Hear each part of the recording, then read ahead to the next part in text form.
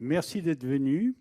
Et j'ai légèrement changé mon titre, Ondes gravitationnelles et musique des sphères, et vous allez comprendre pourquoi le titre a été un peu modifié. Donc, cet exposé est dédié à la mémoire de Vera Rubin, qui vient de mourir le 25 décembre dernier. Et en quelques mots, je vais parler de l'œuvre de Vera Rubin. Donc, vous êtes quelque part en Vendée, une nuit d'été, et vous n'avez pas de pollution. Vous êtes dans la forêt, par exemple, vous n'avez pas de pollution due aux lumières, et vous voyez la Voie lactée. La Voie lactée, c'est la galaxie à laquelle on appartient. Et Vera Rubin, dès sa thèse, dès qu'elle était jeune, a fait une découverte totalement extraordinaire à l'époque, qui d'ailleurs n'a pas été crue par les astrophysiciens.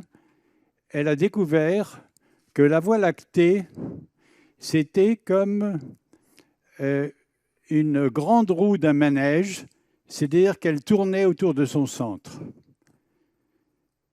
Elle tourne, et non seulement Vera Rubin a découvert la rotation de la Voie lactée, mais elle a pu calculer les vitesses de rotation des différents astres de la Voie lactée, et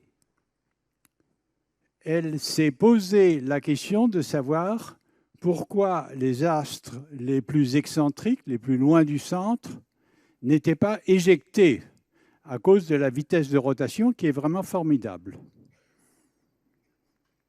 Et elle a émis l'hypothèse, qui est maintenant une hypothèse, mais qui est largement acceptée par tout le monde de l'astrophysique, qu'au centre de la Voie lactée, il y a de la matière noire extrêmement massive, invisible, qui permet de compenser le mouvement centrifuge des étoiles lointaines de la Voie lactée.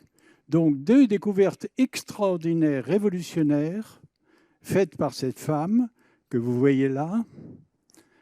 Le fait qu'il y ait une rotation de la Voie lactée autour du centre, et le fait qu'au centre de la Voie lactée, il y ait une immense quantité de matière noire. Donc, les programmes de recherche en astrophysique consistent en obtenir une preuve directe de cette matière noire. Pour le moment, c'est une cause explicative au mouvement de la Voie lactée. Et toutes les galaxies tournent autour d'elles-mêmes. À l'époque de Vera Rubin, on pensait que la principale chose était l'expansion de l'univers qui avait été comprise à cause du décalage infrarouge et des raies spectrales. Et donc, quand elle a annoncé que les galaxies tournaient autour d'elles-mêmes, elle n'a pas été crue parce qu'on lui a dit que c'était des erreurs de mesure, qu'en réalité, le mouvement des galaxies était l'expansion. Et en fait, maintenant, évidemment, tout ce qu'elle a fait est accepté, et on est à la recherche de la matière noire. Donc voilà qui était Vera Rubin, qui est morte juste le 25 décembre dernier, le jour de Noël. Et elle a élevé 4 enfants. Et comme aux États-Unis, il n'y a pas école après 3 heures de l'après-midi, elle était obligée tous les jours de revenir du labo pour s'occuper de ses enfants. Donc ça interrompait pendant 10 ans. Elle dit dans ses mémoires que ça a rendu son travail extrêmement difficile. Et c'est une grande dame de l'astrophysique. Donc, voilà les chiffres. Le diamètre de la Voie lactée, c'est 100 000 années-lumière. Donc, il y a une partie qui est située à moins de 2000 années-lumière du centre galactique. Et cette partie semble tourner de façon solidaire, comme si c'était une pièce de bois qui tournait à une vitesse angulaire uniforme. Donc une vitesse linéaire proportionnelle à la distance. Pour le reste du disque de la Voie lactée, la partie où se trouve le Soleil, la vitesse angulaire des objets décroît très vite, et la vitesse linéaire, la vitesse de déplacement réel, de rotation, reste quasiment égale, tenez-vous bien, 200 km à la seconde. Donc ça paraît énorme, mais c'est tellement loin de nous qu'en réalité, c'est comme si ces étoiles étaient immobiles. On ne voit pas, on ne peut pas voir le déplacement, et on ne peut pas voir le déplacement pour une raison que vous allez évidemment comprendre, c'est qu'il faut 26 millions d'années pour que la Voie lactée fasse un tour complet. Donc évidemment, on ne peut pas le voir à l'œil nu. C'est pour ça qu'on a l'impression que les étoiles sont immobiles. 26 millions d'années, à l'échelle de la vie humaine, ça ne compte pas. Donc voilà la parenthèse que je voulais faire pour Vera Rubin. Maintenant, on arrive aux ondes gravitationnelles. Alors je ne sais pas si avant de mourir, Vera Rubin s'est réjouie de la découverte des ondes gravitationnelles. C'est un sujet sur lequel elle ne travaillait pas, donc je ne peux pas vous le dire. Donc tous les 2 mois environ, une alerte nous est envoyée. Elle vient du fond de l'univers. Et elle nous annonce qu'un événement gravitationnel cataclysmique s'y est produit. Mais jusqu'en septembre 2015, les scientifiques ne pouvaient pas détecter ces signaux. C'est-à-dire que personne ne s'apercevait qu'un signal nous est envoyé, ce qui est très angoissant. Un signal nous est envoyé, personne ne se rend compte. Tout changea le 14 septembre 2015 à 9h50 du matin, 45 secondes, en temps universel. Le temps universel correspond au méridien de Greenwich. Pour la première fois, l'homme a détecté le passage d'une onde gravitationnelle et on a compris le message. Et le message en question, on va voir comment on a pu l'interpréter, c'est que 2 trous noirs avaient fusionné. Cette détection n'a été annoncée que 6 mois après, le 11 février 2016. C'était le secret absolu parmi les 1000 personnes qui travaillaient sur le programme, car les scientifiques voulaient être rigoureusement sûrs de leur analyse des données. Donc une nouvelle astrophysique est née et notre connaissance de l'univers en sera à jamais modifiée. Les ondes gravitationnelles, on va dire quelques mots pour vous expliquer de quoi il s'agit, ce ne sont pas les ondes électromagnétiques. Jusqu'à maintenant, toute notre connaissance de l'univers était basée sur les ondes électromagnétiques, pas autre chose, c'est-à-dire les ondes radio, l'infrarouge, la lumière visible, l'ultraviolet, les rayons X, les rayons gamma. Tout était ondes électromagnétiques. J'attire votre attention sur le fait que les ondes acoustiques sont des vibrations de l'atmosphère et ne peuvent pas se propager dans le vide. Donc quand on parle de la musique des sphères, c'est une image et vous allez voir pourquoi, à quoi correspond cette image. Une image des pythagoriciens et on va voir à quoi correspond l'image. Donc ça, c'est l'annonce du laboratoire LIGO de Caltech. C'est ce laboratoire qui a coordonné tout le travail sur les ondes gravitationnelles et il dit que la première détection est une découverte spectaculaire. Les ondes gravitationnelles ont été produites durant la fraction finale qui a duré 1 seconde de la fusion de 2 trous noirs qui ont fusionné pour produire un trou noir, un seul trou noir en rotation beaucoup plus massif. Donc ça, c'est un dessin, ça c'est l'annonce du laboratoire. Le dessin est un dessin de fantaisie. Mais ça veut dire que nous entendons l'univers, entendre au sens des ondes gravitationnelles, pas du tout d'ondes acoustiques, mais aussi au sens de comprendre. Et nous entendons l'univers, alors là c'est le deuxième point complètement capital que tout le monde doit retenir aujourd'hui de la leçon, grâce à la révolution numérique. C'est-à-dire sans révolution numérique et sans traitement du signal moderne, il était impossible de recevoir, de détecter les ondes gravitationnelles. Et donc, c'est des algorithmes qui ont permis de détecter les ondes gravitationnelles. Contrairement à Vera Rubin, qui regardait dans le microscope du Mont Palomar, ici t'as raison, François. Dieu merci. J'ai François au premier rang qui, quand je fais un lapsus, me corrige parce que sa figure s'éclaire d'un rire qui est franc et généreux. Et évidemment, le télescope du Mont Palomar. Donc, on entend l'univers grâce à des algorithmes. C'est ça le changement complet qui est dans l'astrophysique. Et ce sont des algorithmes qui reposent sur une technique numérique qui est la même que celle du son Dolby, dont vous souffrez l'impertinence dans tous les films que vous voyez maintenant. Alors, mon ami Elgwarch aurait dit que ce son est un son qu'il appelait acide, parce que ce sont des sons qui sont trop purs. Ils sont reproduits numériquement, ils n'ont pas le moelleux de la musique qu'on peut entendre, ou même celle qui était enregistrée sur les micro-sillons. Mais néanmoins, par la force des choses, les caméras sont numériques et l'enregistrement du son est numérique. Et à la fin de chaque film, vous voyez que c'est produit par le son Dolby. Qui n'avait jamais entendu parler du son Dolby? Levez le doigt courageusement. Alors, j'ai enseigné trop longtemps, disait un de mes collègues de l'université de Paris-Sud, dans les lycées et collèges. Et donc, j'ai tendance à être un peu trop pédagogique et je vous prie de m'en excuser. Alors donc, la leçon à retenir aujourd'hui, c'est que c'est la même révolution numérique qui nous a permis d'entendre les ondes gravitationnelles, entendre détectées, et qui est utilisée dans le son numérique Dolby de tous les films. C'est la grande révolution numérique à laquelle on ne peut pas échapper, vous voyez, qui n'est pas uniquement une révolution technologique, qui est une révolution scientifique, si vous voulez, ou du moins qui aide à la science. Donc c'est un phénomène complètement extraordinaire sur l'unité de la science. Vous voyez, l'unité de la science est un phénomène prodigieux. Alors qu'est-ce que c'est qu'une onde gravitationnelle? Une onde gravitationnelle, et alors ça c'est tout à fait quelque chose qui devrait toucher François, c'est un changement de la géométrie, une modification de la géométrie de l'univers. Donc c'est la vision d'Einstein que tout est géométrique, que la gravitation est en réalité produite par la courbure de l'univers et que les événements gravitationnels, comme conséquence, modifient les événements gravitationnels à la condition qu'ils soient très intenses, modifient la géométrie.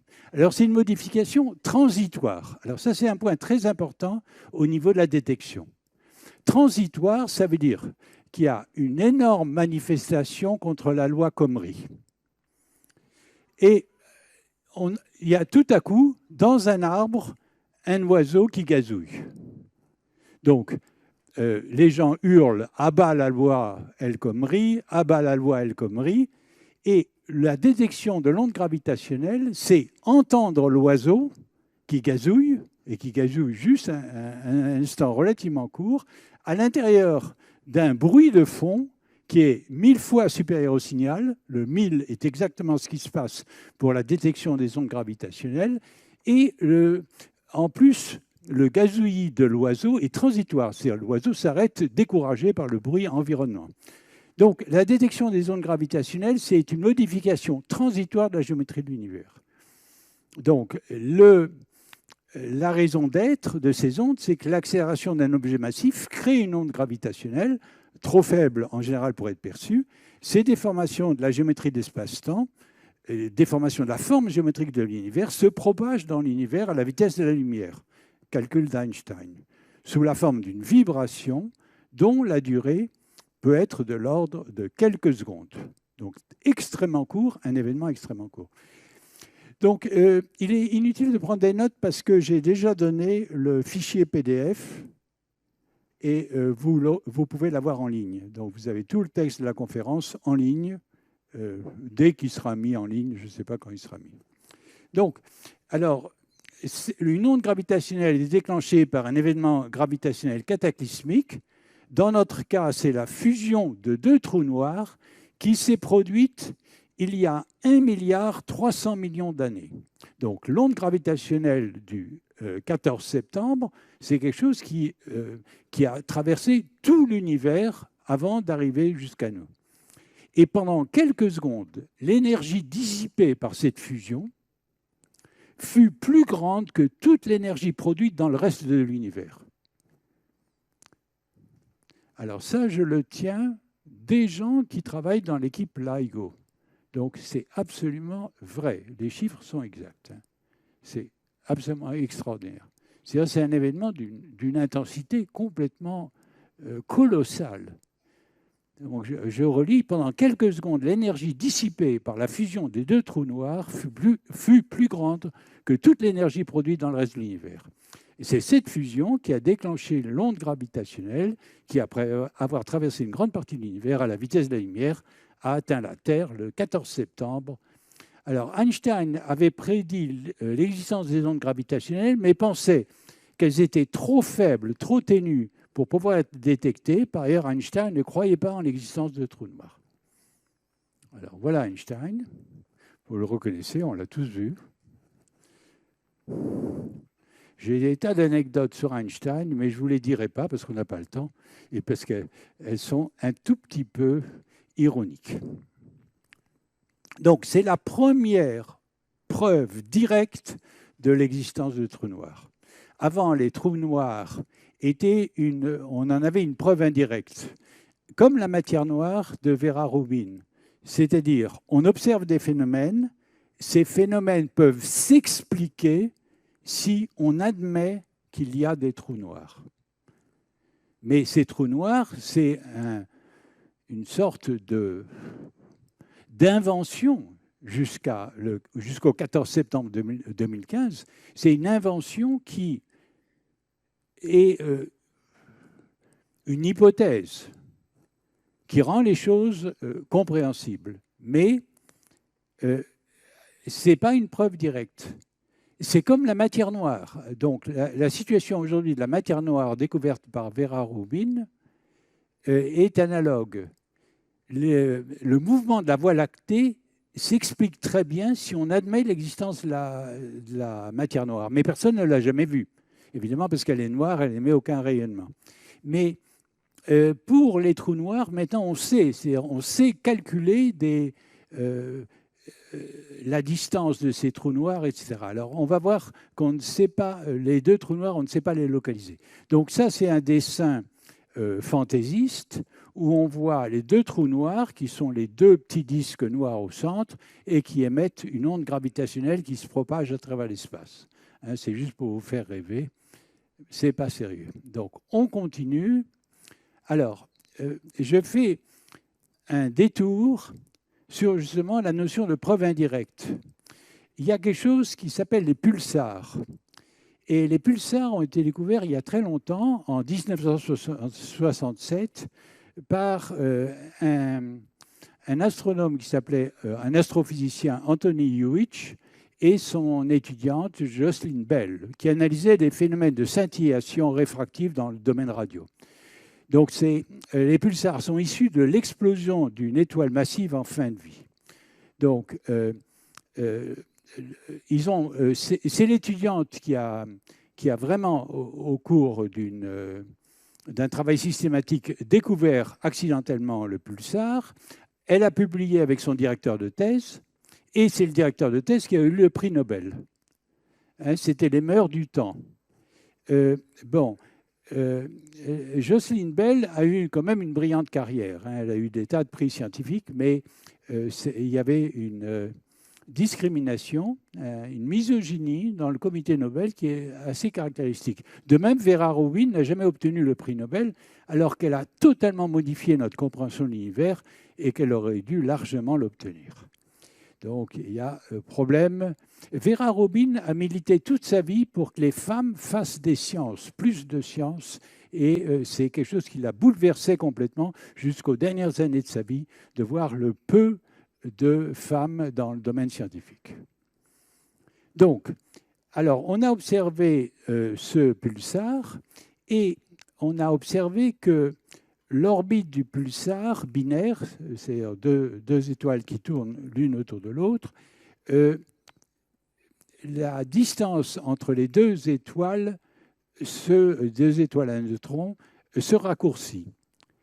Et une explication qui a été donnée, c'est les ondes gravitationnelles. Donc les ondes gravitationnelles servaient de deus ex machina pour expliquer un phénomène qui était une anomalie dans la rotation de ce pulsar. Et ceci est ce qu'on appelle une preuve indirecte, vous voyez, parce que c'est faute de mieux qu'on invoque quelque chose qui est une hypothèse de travail. Donc, les ondes gravitationnelles ont deux statuts. Elles avaient été prévues en 1967, comme explication d'un phénomène qui, lui, était tout à fait visible, mais faute d'avoir une meilleure explication. En revanche, elles ont été découvertes en septembre 2015, réellement découvertes. Donc voilà. Donc ça, c'est une photographie. Alors, du coup, c'est une vraie photographie. C'est extraordinaire, du pulsar dont je viens de vous parler.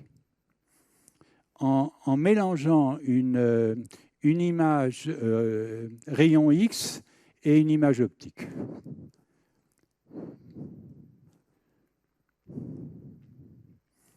Alors maintenant, j'en viens à la partie qui touche mon propre travail de recherche, c'est-à-dire les mathématiques, dans la détection des ondes gravitationnelles. Donc le 14 septembre 2015, à 9h50 du matin, temps universel, ce n'est pas l'homme qui a vu ces ondes gravitationnelles, cette vibration de l'univers. On va voir dans un instant comment. Et c'est un algorithme. Et l'algorithme a été mis au point par un scientifique très remarquable qui appartient au programme LIGO, qui est Sergei Klimenko, Université de Florida.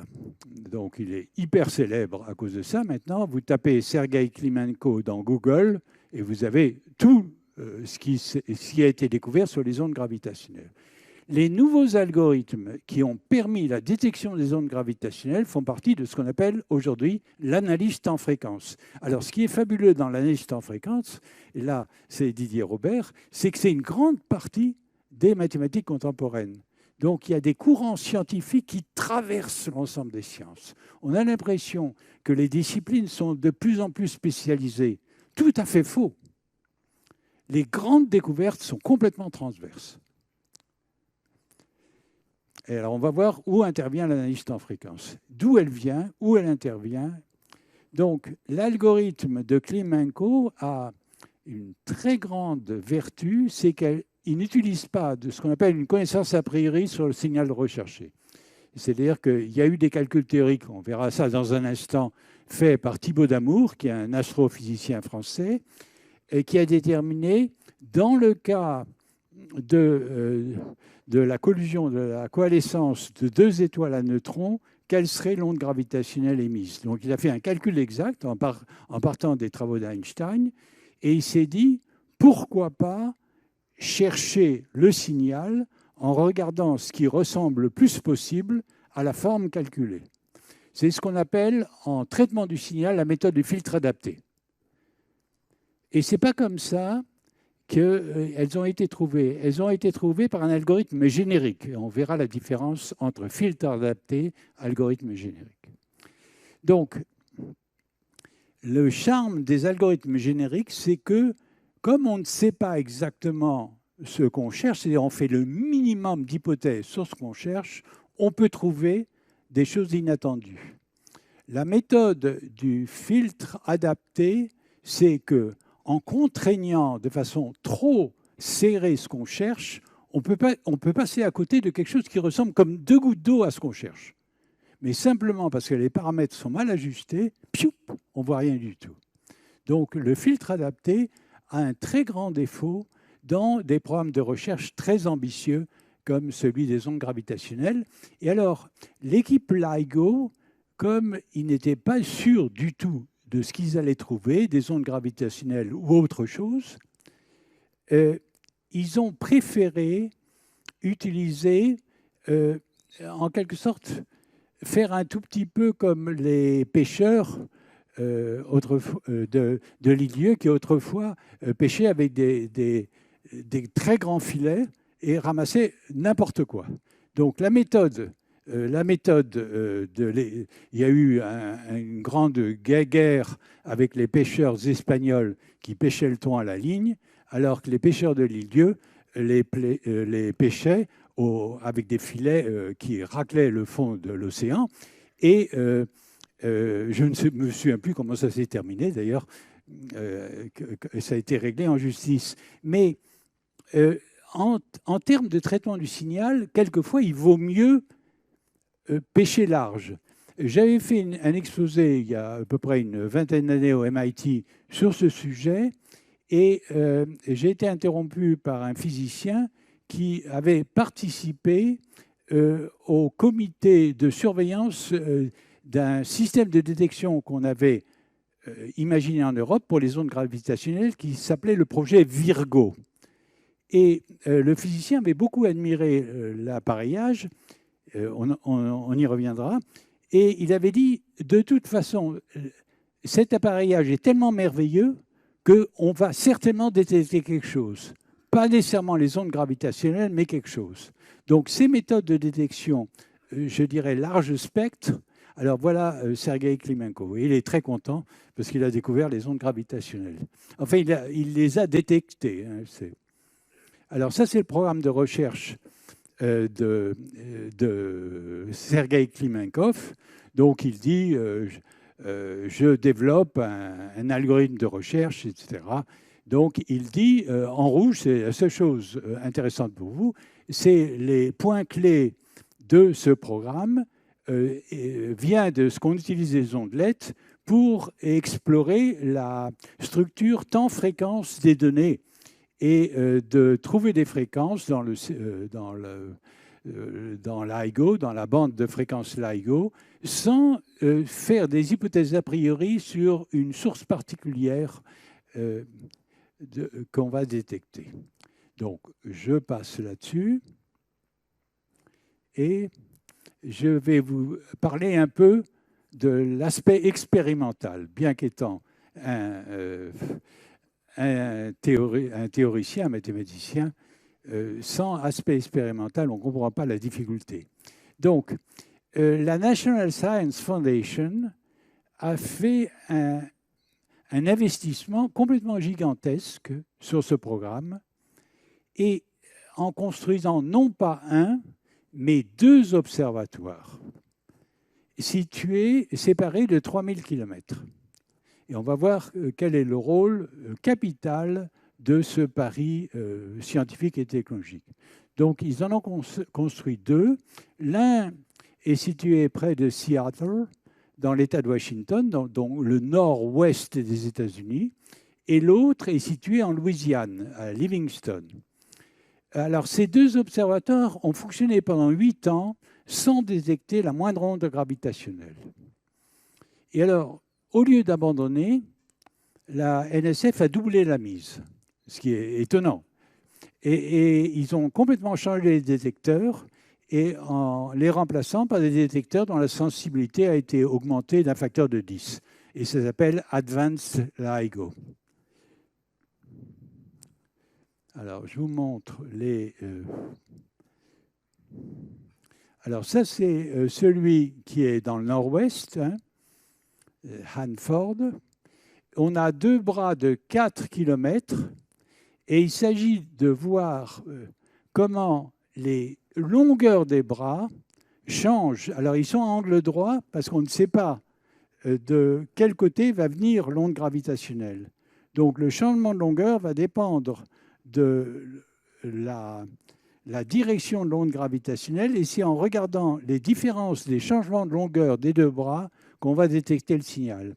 Alors ça se fait en construisant un interféromètre laser et ça permet de voir quel est le changement de longueur sans avoir à calculer les longueurs par comparaison entre le rayonnement, enfin l'onde lumineuse réfléchie par un bras et l'onde lumineuse réfléchie par l'autre bois, la façon dont elles interfèrent. Alors, excusez-moi, je reviens à LIGO. Voilà. Donc, ça, c'est le premier récepteur. Et vous en avez un deuxième où vous avez un bras qu'on voit très bien et l'autre qui est perpendiculaire, dont on voit le début, qui est masqué par la forêt, en Louisiane. Donc, voilà l'équipement. Donc, ce qui s'est passé le 14 septembre 2015, c'est un signal qui présentait toutes les caractéristiques d'une onde gravitationnelle, a été détecté à Hanford. Le même signal a été détecté presque simultanément à Livingston.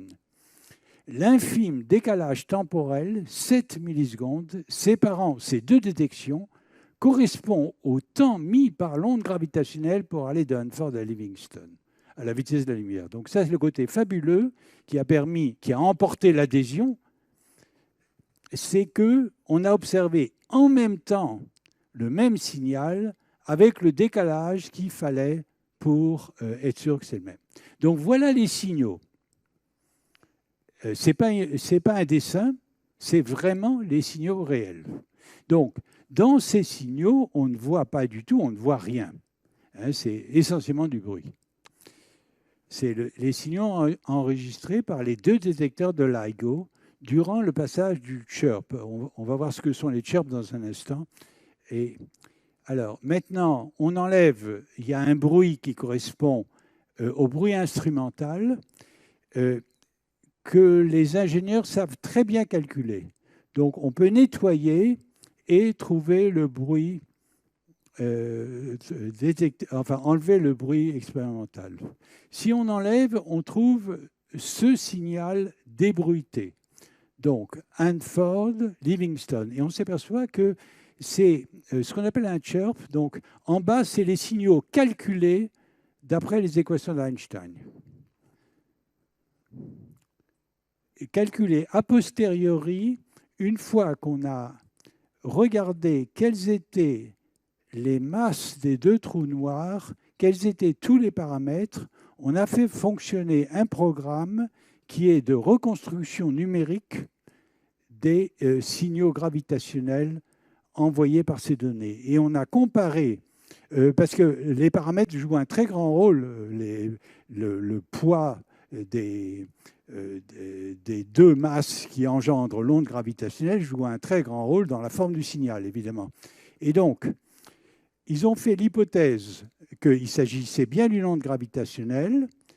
Ils ont déterminé les paramètres de structure des deux masses qui ont causé l'onde gravitationnelle, des deux trous noirs en l'occurrence, et ils ont recalculé avec ces masses, quelle devrait être l'onde gravitationnelle. Et on s'aperçoit que ça colle admirablement avec le signal recueilli. Et le décalage temporel entre les deux signaux reçus à 3000 km de distance correspond à la vitesse de la lumière. Donc, c'est ça qui a engendré la détection. Donc, ça, c'est les explications techniques. On continue. Alors, j'ai fait allusion aux travaux de Thibaut Damour et aux chirps. Alors, on va dire un mot des chirps parce que c'est un phénomène qui existe dans la nature, qui a été créé par la nature, et qui intervient dans des tas de domaines de la vie courante. On va voir pourquoi. Donc, par des travaux théoriques basés sur Einstein, Thibaut Damour avait établi, donc c'est un astrophysicien français, avait établi la forme analytique, c'est le calcul, par le calcul que devait avoir une onde gravitationnelle produite par l'effondrement l'une sur l'autre de deux étoiles à neutrons en rotation rapide. Donc il y a une formule mathématique où il y a un cosinus, c'est-à-dire quelque chose qui vibre, et un exposant non linéaire. Il y a une non-linéarité, ce qui veut dire que les vibrations vont s'accélérer. Bon. Alors, ce signal appartient à un ensemble générique de signaux qu'on appelle des chirps. Alors, qu'est-ce que sont les chirps? Alors, voilà la forme du signal calculé par Thibaut Damour. Donc, ça, c'est le signal calculé par Thibaut Damour. Alors, ça va des graves vers les aigus. Vous voyez, ça vibre de plus en plus fort. C'est comme... Alors, le mot chirp signifie le chant modulé d'un oiseau. Et les chirps existent dans la nature. Alors, tenez-vous bien, la chauve-souris utilise un chirp, émet un chirp pour voler dans le noir et trouver ses proies. C'est une technique de radar, d'écho-radar, quand on ne connaît pas le diamètre de la cible. Donc, on utilise toute une gamme de fréquences, on utilise des signaux bande large pour balayer tout un ensemble de fréquences. Donc la nature a créé les chirps. Les oiseaux, les grenouilles, les baleines émettent des chirps. Et une espèce particulière de chauve-souris utilise un sonar basé sur l'émission de chirps. Donc tenez-vous bien, l'onde gravitationnelle qui nous vient du fond de l'univers a la même structure que les chirps qu'utilisent les chauves-souris pour voler dans le noir. Ça, c'est quand même prodigieux d'unité des sciences. L'unité des sciences, plus on va vers l'avant de la connaissance, moins les sciences sont spécialisées et se séparent, plus elles s'unissent. Donc, ça, c'est... Alors, Cédric Villani, qui est bien connu maintenant du grand public, qui est un mathématicien, est en train de préparer un film sur l'analyse temps-fréquence du chirp de la chauve-souris. Alors, je ne sais pas quand ça va sortir, mais ça existe déjà et ça va sortir incessamment. Maintenant, la chasse au chirp. La chasse au chirp, c'est le titre fait référence au célèbre poème de Lewis Carroll, qui est La chasse au snark, que Aragon aimait beaucoup. Il y a une très belle traduction d'Aragon. Donc, alors, maintenant, on rentre dans la partie de la détection, la partie très très dure de la détection. Donc, la déformation des longueurs produite par l'onde gravitationnelle n'est perceptible qu'au moment précis où l'onde gravitationnelle rencontre le détecteur. C'est transitoire, ça dure juste une seconde. L'espace-temps se déforme pendant quelques secondes, hein, comme un trampoline se déforme quand un enfant saute dessus, quelque chose qui est élastique, comme si l'espace-temps était élastique. Donc, cette déformation produit une déformation des longueurs des bras de l'interféromètre, c'est-à-dire la chose dont vous avez vu les images sur les deux détecteurs. Mais tenez-vous bien, cette déformation des longueurs ne dépasse pas le 10 millième du diamètre du proton. Donc, c'est vraiment, comme l'avait prévu Einstein, il s'agit vraiment d'un signal très, très faible. Le 10 millionième du diamètre du proton. Cette déformation est une fonction du temps, évidemment. Le signal observé n'est pas cette déformation, c'est le truc brouillé que vous avez vu. Il est corrompu par un bruit mécanique dont les propriétés statistiques sont connues. Bruit thermique est le pire des bruits. Tenez-vous bien, c'est un bruit informatique qui s'appelle des glitches. Alors moi, je n'avais jamais entendu parler des glitches jusqu'à rentrer dans... Qui connaissait les glitches? Non, ce n'est pas très connu. Donc, c'est des bruits qui sont simplement produits par l'utilisation du monde numérique, c'est-à-dire des bruits uniquement générés par le traitement des données informatiques. Et ces glitches, ce qui est le pire pour l'équipe LIGO, c'est que il y a beaucoup de glitches qui ressemblent un peu à une onde gravitationnelle. Et c'est pour ça qu'avec un détecteur, il était impossible de distinguer l'onde gravitationnelle du glitch. Il fallait qu'il y ait ce décalage temporel avec les deux détecteurs et le fait que le décalage temporel soit exactement le temps mis par l'onde gravitationnelle pour aller de l'un à l'autre pour emporter la conviction. Si vous voulez, c'est des problèmes de traitement du signal dans le cas où le bruit, ou les bruits parasites, les choses qui corrompent les données, sont beaucoup plus importantes que les données elles-mêmes. Ici, c'est un facteur de 1000. Comme on voit, il s'agit de détecter des choses extrêmement ténues. Donc le bruit est 1000 fois plus grand que le signal recherché. 1000, ici, ce n'est pas pour faire beau, c'est vraiment 1000. Alors, comme je l'ai dit tout à l'heure, en anticipant un peu, les chercheurs se trouvaient devant un choix difficile, utiliser la technique du filtre adapté ou utiliser un algorithme générique. Le filtre adapté revient à chercher un petit morceau du signal qui, au réglage près des paramètres, soit identique à la solution trouvée par Thibaut Damour. Cette méthode, c'est ce qu'on appelle l'analyse paramétrique. Dans l'algorithme générique, celui utilisé par Klimenko, on oublie la solution explicite pour chercher tout ce qui, dans le signal, a la même allure qu'un chirp. C'est la méthode choisie par Klimenko, c'est elle qui a gagné. Alors, là, un petit renseignement pour les vrais amateurs, c'est ce qui distingue l'algorithme de Klimenko d'une analyse temps-fréquence traditionnelle, c'est l'utilisation d'un paramètre d'échelle, un zoom, que l'on doit effectuer sur le signal enregistré et convenablement filtré. Donc, en plus, il intervient, c'est du temps, fréquence, échelle, c'est un peu surabondant, mais Klimenko a utilisé 8 gammes d'échelle de 1 à 10 puissance 4. Donc, alors, qu'est-ce que c'est l'analyse temps-fréquence?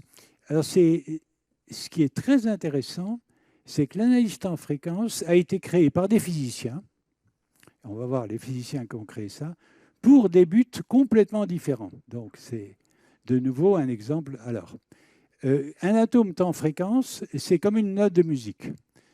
On joue une note et il y a l'attaque, qui est la partie où le son grandit, et ensuite, il y a le moment où le son est étouffé par la pédale du piano. Et voilà ce qu'on appelle un atome temps-fréquence. Donc l'analyse temps-fréquence, du point de vue du traitement du signal, c'est décomposer le signal en atomes temps-fréquence. Donc là, comme il s'agit de mathématiques, je vais sauter un peu. L'algorithme qui a été utilisé par Klimenko a été mis au point par Stéphane Jaffar, qui est un de mes élèves, et Ingrid Doboshi, qui était pendant longtemps professeur à Princeton. Donc, il y a une enveloppe, des sinus modulés avec des notes, etc. Et l'idée, c'est de trouver la modulation qui va juste rentrer en résonance avec la vibration du chirp. C'est ça l'idée de l'algorithme de détection. Alors, je vais vous dire qu'est-ce que c'est l'analyse temps-fréquence. De nouveau, c'est quelque chose que tous les enfants qui apprennent la musique font. Il y a un exercice qui s'appelle la dictée musicale. La dictée musicale, c'est le professeur de piano, il joue un petit morceau de musique ou simplement des notes, et les enfants doivent écrire la partition. C'est-à-dire doivent dire c'est un sol, un la, etc., un ré. Donc, simplement pour apprendre le solfège. L'analyse temps-fréquence, c'est vous entendez, je ne sais pas, Vladimir Horowitz jouer une sonate de Scarlatti. Il adorait les sonates de Scarlatti pour une raison qui m'a toujours échappé. J'ai écouté Vladimir Horowitz justement à Chicago et c'était complètement prodigieux, mais il avait un faible pour les sonates de Scarlatti. Donc, alors, vous entendez Horowitz et vous devez écrire les notes. Alors, c'est encore plus compliqué si vous entendez non pas un interprète, mais un orchestre qui joue une symphonie de Mozart, sans voir les musiciens jouer, parce qu'à ce moment-là, avec la bande-son, vous devez écrire la partition avec chaque interprète. Donc, tout ça, c'est l'analyse temps-fréquence. C'est ce qu'on appelle l'analyse temps-fréquence. Et les mathématiciens ont mis au point, ils ont passé des dizaines d'années pour mettre au point des algorithmes qui, in fine, servent à faire ça, à écrire la partition en écoutant la musique. Alors, les traiteurs du signal disent qu'on déploie le signal dans le plan temps-fréquence. C'est une façon de dire qu'on écrit la partition. Alors, ce qui ressemble le plus à la détection des ondes gravitationnelles, c'est quand vous faites un exposé, comme je suis en train de faire aux États-Unis, donc invité par un département de mathématiques. Après, le soir, il y a un supplice supplémentaire qui s'appelle une party, où le directeur du département invite tous les collègues et les femmes des collègues, et il invite chez lui, donc la pièce la plus grande, mais il y a 30 personnes, tout le monde parle en même temps, il y a un bruit formidable, et vous devez comprendre ce que dit votre interlocuteur, alors qu'il y a des tas de gens qui parlent encore plus fort juste à côté. Donc là, il y a un aspect qui est en même temps de filtrage, de se cibler sur ce que dit une personne, et c'est ça qui ressemble le plus à la détection des ondes gravitationnelles comme type de problème temps-fréquence. C'est juste pour situer dans les choses que vous connaissez. Donc l'algorithme, l'analyse temps-fréquence, elle date d'un physicien très célèbre dans le monde académique, qui est mort depuis longtemps, qui s'appelle Eugène Wigner. Et le travail de Wigner, c'est en 1932, il a eu le prix Nobel. Ensuite, ça a été développé par Denis Gabor en 1946, prix Nobel, et Kenneth Wilson en 1987. Donc, l'algorithme de Jafar est branché directement sur Kenneth Wilson. Donc, et c'est Ingrid Dobeschi qui nous a communiqué les travaux de Kenneth Wilson et qui a dit, est-ce qu'on ne pourrait pas faire mieux? Parce qu'il n'y avait pas de démonstration dans Kenneth Wilson. Il a dit, on devrait faire comme ça. Et donc, alors voilà Eugène Wigner, Denis Gabor et Kenneth Wilson. Alors, en France, il faut mentionner le mathématicien Jean Ville, qui a adapté les idées de Wigner à l'analyse temps fréquence des signaux acoustiques. Plus près de nous, on trouve Bernard Escudier, que j'ai bien connu, qui a passé une grande partie de sa vie à étudier le sonar de la chauve-souris. Et le disciple de Bernard Escudier, évidemment, c'est Patrick Flandrin. Alors là, vous allez voir Bernard Escudier imitant une chauve-souris. Voilà. Vous voyez comme quoi les scientifiques ne sont pas nécessairement des gens très sérieux, mais Bernard Escudier était un homme très, très remarquable. Il a passé toute sa vie à comprendre comment la chauve-souris se déplaçait dans le noir. Et voilà Patrick Flandrin, un scientifique au travail. Ça ne ressemble pas du tout à quelque chose. Et il y avait une fois, sur un campus américain, un meurtre. Et il y a une équipe de policiers qui a travaillé pour essayer de savoir qui pouvait être bien le coupable. Et ensuite, elle a dit au président de l'université, avec ces gens-là, c'est absolument impossible, parce qu'ils ont tous des têtes d'assassins. Tandis que dans la vie réelle, il y a des gens qui ont des têtes normales et des têtes d'assassins. Alors, donc, j'en arrive au son Dolby. Les motivations de Wigner, Gabor et Wilson n'étaient pas la détection des ondes gravitationnelles. Ça n'existait pas encore comme sujet de recherche à l'époque. Pour Wigner, c'était la mécanique quantique, ce qui est normal pour l'analyse temps fréquence. Pour Gabor, c'était l'analyse du signal de parole. Et Gabor, en 1945, avait anticipé la révolution numérique et voulait décomposer le signal de parole en logons, ce qu'il appelait des logons, c'est des morceaux de discours, logos discours, et les logons étaient les signaux modulés que je vous ai dessinés tout à l'heure. Donc il y a un papier absolument magnifique de Gabor, écrit en français. Gabor est né en Hongrie, a fui la Hongrie à cause du nazisme et connaissait bien le français. Donc j'ai ce papier dans mes archives, le papier de Gabor, où il anticipe la révolution numérique, c'est-à-dire le fait que maintenant, quand on téléphone d'un endroit à l'autre, c'est évidemment pas votre voix qui est transmise, c'est une suite de 0 ou de 1, et c'est ce que voulait faire Gabor en 1945. Et Kenneth Wilson était de nouveau la théorie de la renormalisation en physique théorique. Donc, les idées de Gabor ont été amendées par Francis Love et Roger Vaillant. Roger Vaillant, c'est un physicien français. On appelle ça le théorème de Love-Vaillant. Puis reprise et améliorée par Enrique Malvar et Martin Vetterli. Malvar et Vetterli ont créé quelque chose qui s'appelle la Modified Discrete Cosine Transform, qui est utilisée dans le son numérique Dolby. Donc, Martin Vetterli est le directeur de l'École polytechnique fédérale de Lausanne et Enrique Malvar a toujours travaillé pour, je ne me souviens plus quelle grande compagnie américaine de télécommunications. Donc voilà Martin Vetterli. Alors, c'est un Suisse, comme son nom l'indique, et il est président de l'EPFL. Donc, les algorithmes proposés par Wilson, comme je l'ai déjà dit, ont été précisés et validés par Stéphane Jafar et ses collaborateurs, qui étaient Ingrid Dobeschi et Jean Linjournet, qui est malheureusement décédé.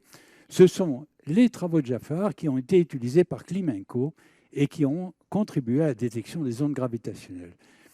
Donc, Klimenko a réglé l'un des algorithmes de Jafar pour améliorer la détection des chirps et autres signaux de même nature. Et donc, pour terminer, je crois qu'il y a une belle photo de Jafar auquel je rends hommage aujourd'hui. Donc, je vous remercie pour votre attention et vous avez le droit de poser toutes les questions, même si Dieu existe.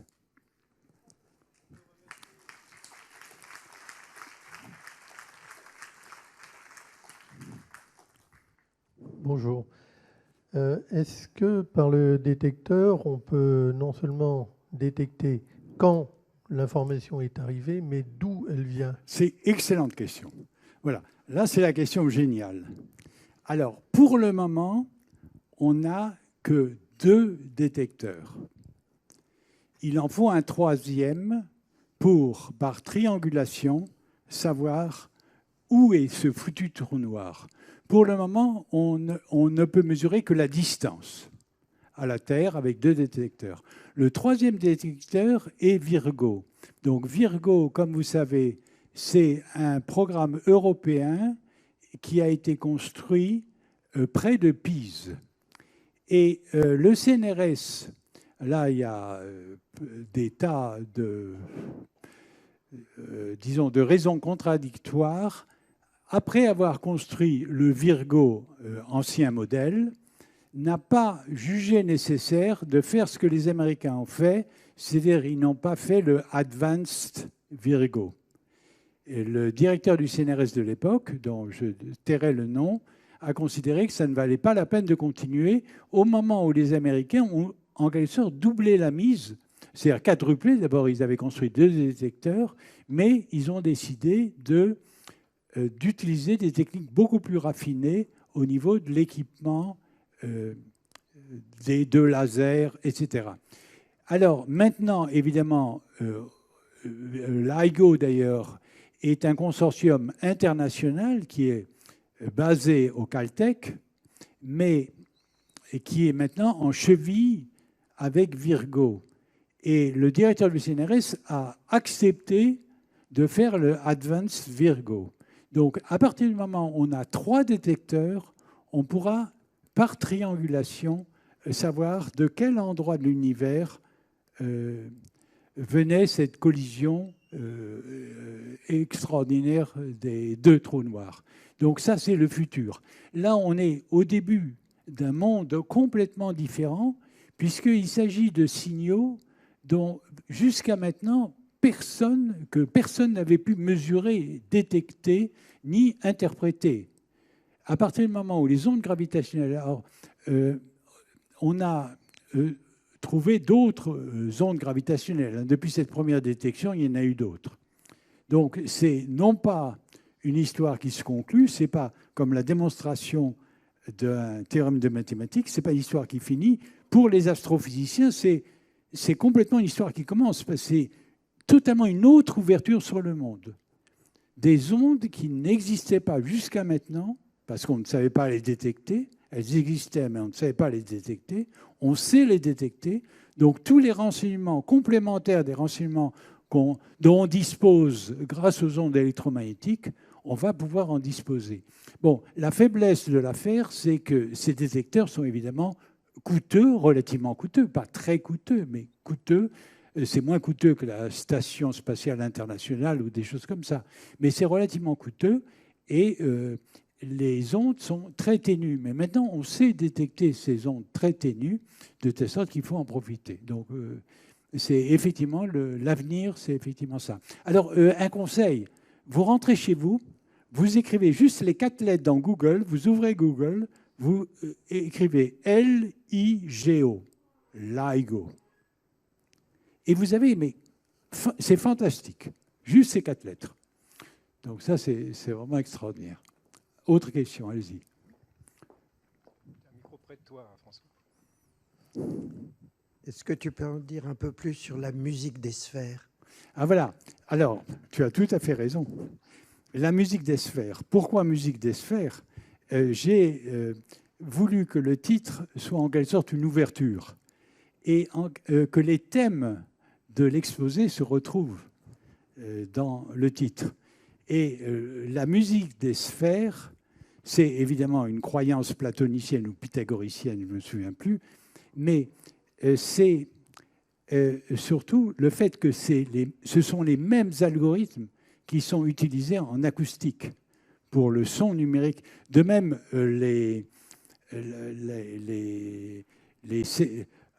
me souviens très bien, une fois je faisais une anecdote, je ne peux pas m'empêcher, étant vieux, de raconter des anecdotes. Mais ça, c'était une anecdote qui datait de 35 ans. Je fais une conférence à Bordeaux et après la conférence, Jean-Marc Desouillet, qui est un théoricien des nombres, m'invite chez lui et me demande, de façon un peu que je trouvais un peu abrupte, est-ce que tu t'es mis au compact? Alors je me disais, au compact, parce qu'il y a quelque chose en mathématiques qui s'appelait espace compact. Je me disais, au compact, je me suis mis au compact, qu'est-ce qu'il voulait dire? Et au bout d'un certain moment, j'ai compris qu'il s'agissait de disque compact. Alors le disque compact, c'est le début du son numérique. Et alors, c'est avantages, désavantages. Les vrais musiciens, les gens qui ont vraiment une excellente oreille, préfèrent les vieux disques vinyles aux disques compacts qui forment un son trop pur et trop parfait. Alors là-dessus, une autre anecdote. Du temps de ma folle jeunesse, j'ai travaillé à l'IRCAM avec quelqu'un qui s'appelait Xavier Rodet. Et c'était une commande de qui, chef d'orchestre, qui était directeur de l'IRCAM. Le nom me reviendra. Oui, oui. Et il s'agissait de savoir si on pouvait, par synthèse numérique du son, c'est-à-dire en utilisant un algorithme, chanter le grand air de la Reine de la Nuit. Quand Pamina, c'est l'air de la Reine de la Nuit quand sa fille a disparu, etc. Et c'est Pierre Boulez, c'était Pierre Boulez qui avait... et alors, on a les gens qui travaillaient là-dessus, c'était vraiment passionnant, s'étaient rendu compte que l'analyse temps-fréquence était insuffisante. C'est-à-dire on pouvait mettre les notes avec leur durée, etc. On avait toujours l'impression d'une musique plastique. Et ils se sont rendus compte qu'il fallait mettre un peu d'aléatoire pour que la musique véhicule une émotion. C'est très curieux. C'est que quand vous regardez le tableau d'un peintre et qu'il y a quelque chose qui est soi-disant droit dans la réalité, le bord d'une table. Dans le tableau du peintre, ce n'est jamais une ligne droite qu'il utilise. Il dessine à la main une ligne droite qui correspond beaucoup plus à l'impression visuelle d'une ligne droite que s'il avait tiré un trait à la règle qui donnerait tout de suite une impression de quelque chose d'artificiel qui n'appartient pas à la réalité. Donc, pour le son numérique présente ce même défaut. C'est qu'il manque d'une qualité profonde qui fait qu'une voix est bouleversante. Et ça, c'est la découverte qu'avait fait Pierre Boulez et l'équipe autour de Xavier Rodet à l'IRCAM. C'était un travail fait à l'IRCAM et je me souviens d'avoir entendu le grand air de la Reine de la Nuit chanté par un ordinateur. Et effectivement, ce n'était pas du tout ce qui nous bouleverse, ce n'était pas du tout Rita Schreich, ce n'est pas du tout ce qui nous bouleverse, ce qui fait qu'on se met à pleurer. C'est impossible. Alors, tout ça pour dire que les algorithmes numériques qui ont produit le son Dolby produisent un son de qualité acceptable. C'est le même problème que j'ai eu quand j'ai essayé de persuader les gens de la Thomson d'utiliser l'image numérique. Ça, c'était dans les années 80. Et donc, j'avais fait des conférences dans un laboratoire de la Thomson. Aucune question, silence froid. Et après, il y avait une sorte de petit déjeuner à la cantine. Et le directeur du labo me dit, on produit la meilleure image analogique au monde, on va l'imposer. C'était l'image qui s'appelait SECAM. Deuxièmement, alors ça c'est entre nous, on a cessé de faire de la recherche et développement, on s'est aperçu que c'était bien plus rentable de spéculer en bourse. L'histoire est réelle. Ça m'est arrivé à moi, ce n'est pas du tout quelque chose que j'invente. Et troisièmement, c'était dans les années 80, si jamais ce que vous dites, l'image numérique s'impose à la télévision, si vous avez raison, on achètera les brevets aux Américains. Quelques années après, Thomson était vendu, je crois, pour 1 franc symbolique. Oui. Donc c'était un programme de recherche qui était vraiment très frappant. Toujours est-il que, malgré, maintenant, en vieillissant, on est beaucoup plus modeste. À l'époque, évidemment, j'avais triomphé un peu bêtement. Mais ce que voulait dire ce directeur du laboratoire de recherche, c'est qu'effectivement, l'image analogique est beaucoup, beaucoup plus belle que les images numériques de la télévision numérique, etc. Et c'est vrai. C'est une image analogique a un moelleux, une douceur, une profondeur, etc., de telle sorte que notre civilisation s'habitue à une qualité moyenne des choses, à condition que ça soit rapide, que ça marche rapidement, qu'on puisse transmettre ça d'un smartphone à un autre smartphone, etc. C'est-à-dire que le monde a changé au point de vue exigence de qualité. Et c'est ça la victoire du son numérique, de l'image numérique, je dirais, contre mes propres recherches, parce que je suis l'artisan de cette révolution numérique, que c'est le triomphe de la médiocrité, à condition que ça soit pas cher et facile à transmettre. C'est acheter les vêtements en Chine, c'est la même chose. C'est vraiment très, très étrange. Néanmoins, au point de vue de la recherche, ce sont des programmes qui, comme vous voyez, balayent l'ensemble des sciences et ont permis, cette révolution numérique a permis de détecter les ondes gravitationnelles. Donc on voit l'ambiguïté de la révolution numérique. Oui.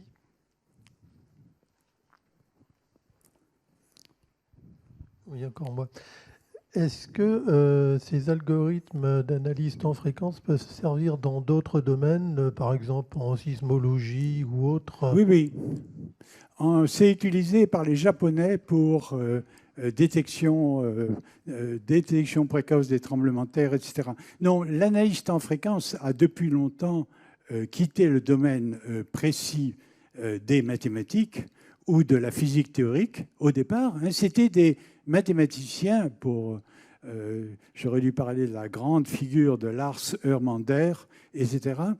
C'était des mathématiciens et des physiciens théoriciens qui ont développé ça. Et maintenant, c'est utilisé de façon absolument universelle. Vous voyez,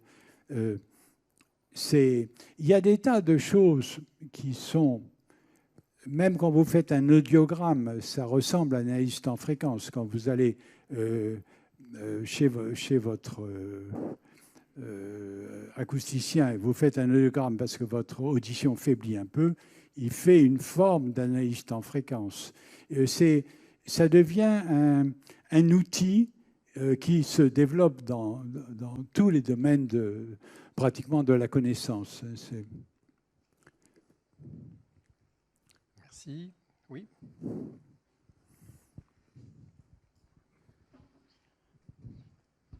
Merci. En tant que peut-être grand-père et observateur de la société française, conseilleriez-vous à un certain nombre de jeunes en études médicales de devenir, compte tenu de la vulgarisation de tout ce qui intéresse le son, de se faire une carrière dans l'otorhinopharyngite? Ça, c'est une question précise et je ne peux pas répondre. Écoutez, je vais vous faire une réponse terriblement comment dire, superficielle et à la fois superficielle et profonde. C'est une conférence, la dernière conférence que j'ai entendue d'un immense monsieur qui s'appelle François Jacob, prix Nobel de médecine, immense résistant, etc. Donc tout le monde a entendu parler de François Jacob. Et François Jacob, avant de mourir, juste un an avant de mourir, avait fait à l'Académie des sciences une conférence en disant que les plus grands progrès de la médecine appliquée, venaient en fait de la physique. Alors, j'en ai eu moi-même la confirmation lorsqu'il y a 3 ans, j'ai eu un infarctus. Donc, j'étais en Vendée, à Fromentine, et c'était la fin août. Et il n'y avait plus de touristes. La plupart des Vendéens n'étaient pas encore rentrés, donc j'ai été conduit à La Roche-sur-Yon, à l'hôpital, d'abord à Challans et ensuite à La Roche-sur-Yon.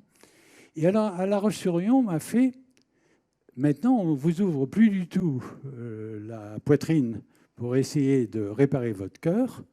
On vous introduit un tube par l'artère, il remonte jusqu'au cœur, et alors, je regardais sur l'écran le trajet du tube, le chirurgien m'expliquait ce qu'il était en train de faire, il n'y a pas d'anesthésie,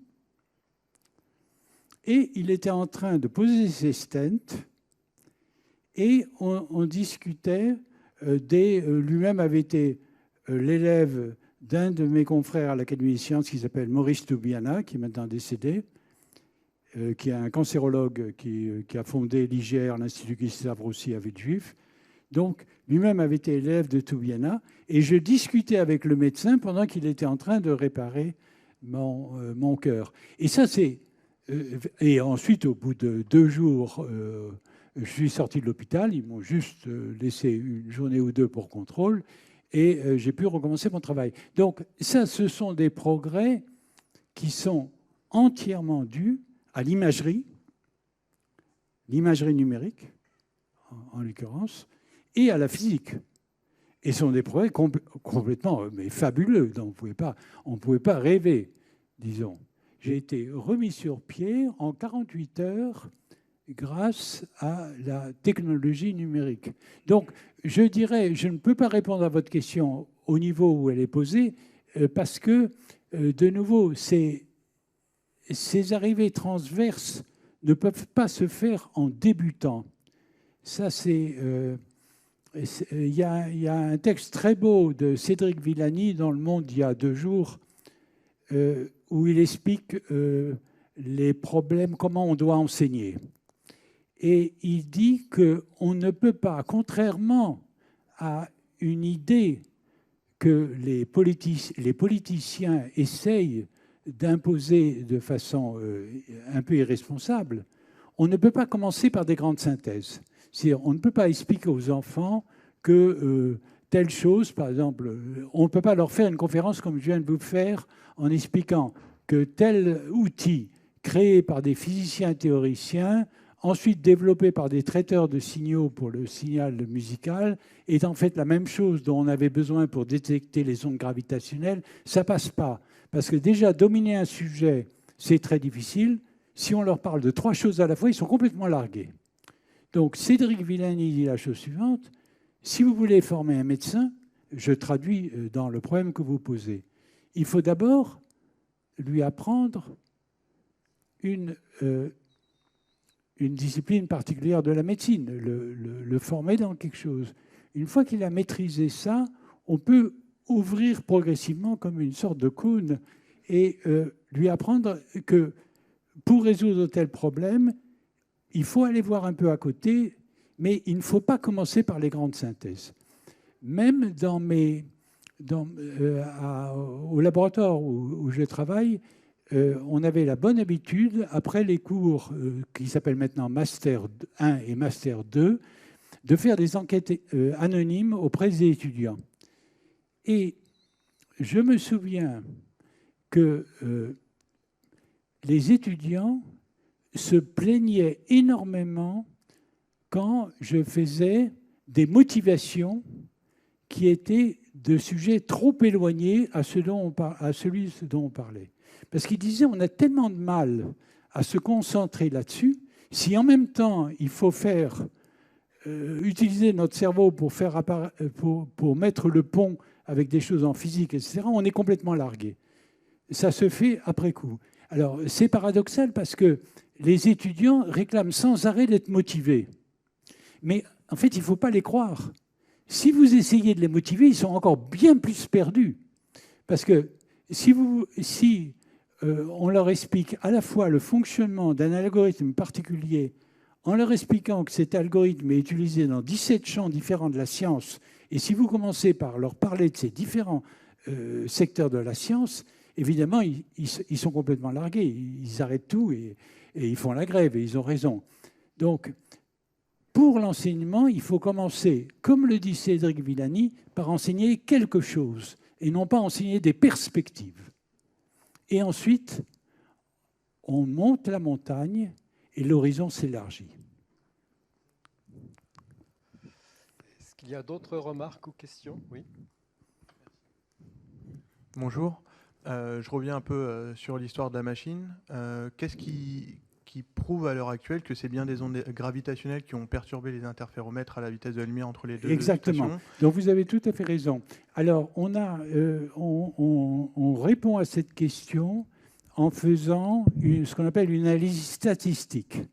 C'est-à-dire, comme il y a ces petits démons qui s'appellent des glitches, qui sont capables de générer des vibrations apparentes qui ressemblent aux ondes gravitationnelles, on a calculé la probabilité pour que deux glitches arrivent simultanément dans les deux détecteurs avec le décalage temporel qui correspond à la vitesse de la lumière. Et cette probabilité, alors qu'on calcule en faisant des modélisations sur l'apparition des glitches, etc., cette probabilité est nulle. Donc, en réalité, on n'est pas sûr, avec la sûreté, disons, d'une preuve mathématique. On ne peut pas dire, donc la conclusion de l'article, c'est qu'on ne peut pas dire qu'on est sûr à donner ses deux mains et sa tête à couper que ce sont des ondes gravitationnelles. Mais on peut simplement dire la probabilité sur ces mesures que ce soit des ondes gravitationnelles, que ça ne soit pas des ondes gravitationnelles, c'est plus facile, est de l'ordre de 1 sur 1 milliard. C'est la seule conclusion qu'on puisse avoir. Oui, oui. Mais vous avez raison de poser la question. Il ne s'agit pas au point de vue métaphysique, il ne s'agit pas d'une vérité absolue. Il s'agit de l'explication, de nouveau, l'explication la plus vraisemblable de ce qu'on a observé, c'est l'existence de l'onde gravitationnelle. Ça colle avec, de même, si vous voulez, on compare au calcul de Thibaut d'Amour, etc. Si vous voulez, tous les tests indirects, si j'ose dire, qui rendent compte de ce qu'on a observé sont concluants, vont dans le même sens. Mais votre question est très pertinente. Oui. Donc je comprends bien comment on peut s'assurer que ça ne vient pas d'un glitch, parce qu'on sait que le glitch, la probabilité qu'il apparaisse sur les deux stations qui sont très distantes est très faible. Oui. Mais qu'est-ce qui nous prouve que ce n'est pas une variation d'un champ électromagnétique qu'on n'aurait pas forcément mesuré, qui soit lui l'auteur de cette variation mesurée et non une onde? Ce n'est pas électromagnétique parce que ce qu'on mesure, c'est une déformation de longueur. Donc, aucune onde électromagnétique ne provoque une déformation de longueur. C'est une déformation de la géométrie, l'onde gravitationnelle. Ce n'est pas un champ électromagnétique. Le champ électromagnétique n'intervient pas avec la géométrie. Il s'agit d'une déformation de longueur. C'est la géométrie de l'espace-temps qui est déformée. Donc, Dieu merci, la qualité de cette détection, c'est qu'on détecte, si vous voulez, c'est comme si on voulait détecter une variété particulière de, je ne sais pas, de cigogne, et qu'on vous propose un âne. Là, on est sûr que... Mais savoir si on a vraiment trouvé une variété différente de cigogne, ou si ce n'est pas un accident génétique à l'intérieur d'une lignée de cigognes, vous voyez, c'est ces nuances-là qu'on essaye de cerner, mais pas des ondes électromagnétiques, puisqu'elles n'interviennent pas dans les déformations de longueur. Ce qu'on mesure, c'est une déformation de longueur de deux arbres de l'interféromètre, des deux branches de l'interféromètre. Alors, le point qui est l'objet de toutes les critiques, c'est que les nombres sont tellement petits, le bruit est 1000 fois supérieur au signal, etc. Est-ce que dans les calculs, finalement, on est... Et puis, évidemment, tout le monde a objecté sur la chose suivante. Je vais vous faire la vraie révélation. La vraie révélation. Et là, ça va encourager votre critique. C'est que, donc, il y a eu cette première phase de LIGO, On n'a rien trouvé. Ensuite, LIGO a été, disons, remis, ajusté, réajusté. On a énormément amélioré la qualité de la détection. On a lancé la machine. Au bout du premier mois de lancement, on a détecté quelque chose. Alors, quelle a été la critique immédiate? C'est qu'on le voulait trop.